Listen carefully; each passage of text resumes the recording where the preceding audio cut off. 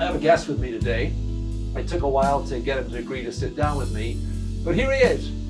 Welcome. Man, it's good to be here today. A true blessing from God. Well, thank you.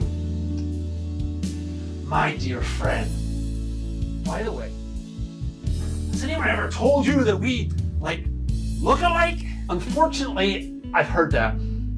Can I ask you, though, why you're always pushing people to give money? Of course. It's not hard.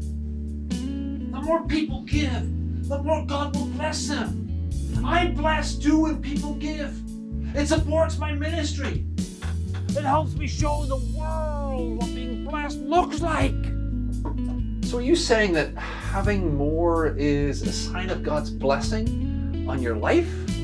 Why, yes, of course. Because the more I have, the wealthier I'll become. And then the more blessed I am, because I can be a blessing to others. But with all this talk of Kias into Ferraris and cold cuts into caviar and tofu, whatever on the tofu, don't you think it would be better to keep your Kia, eat your cold cuts and your tofu, and live a simple life within your means and use your surplus, to support the work of the church and other groups that are trying to do the work of the gospel in the world? How will anyone know how blessed I am if I don't drive the biggest car, if I don't live in the biggest house, if I don't wear my designer clothes, if I don't wear my Yeezys? Whoa. Hold up on that one. A little too early for that, I think. Well, who's gonna know when you're blessed? Perhaps though you don't have to make it known. Jesus did say that we shouldn't make a show of our giving, right? But that we should do it in secret. Oh, I'm not making a show of my giving. I'm showing my blessing by my living. You have no idea what I give. You're right. I have no idea. Would you like to share with us today what it is that you give? No. That's between me and God. But clearly, everyone can see that I am blessed.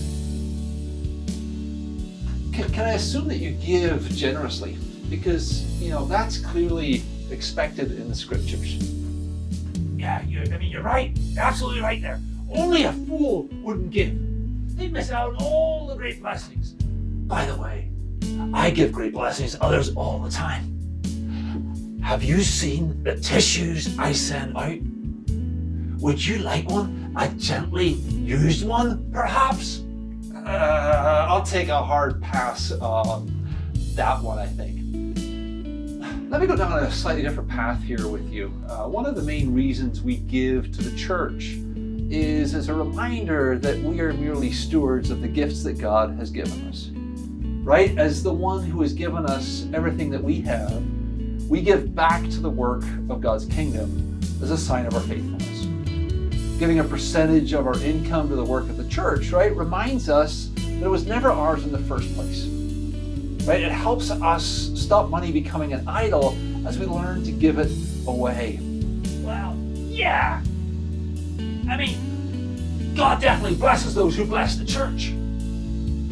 We've all got to do our part. The more we give, the more we're blessed. Not exactly, right? Being faithful is just about being faithful. It's not about what we get back, is it? Jesus said we're to serve one another, right? Well, yeah, I like being served. I bet you do. But that's not the point, is it? It's about who you serve. It's about being generous with your life, with your whole life, with your time, with your talents, with your resources, right? That's why we ask people to pledge. Yes, it helps with the necessary planning for the church's budget for the coming year.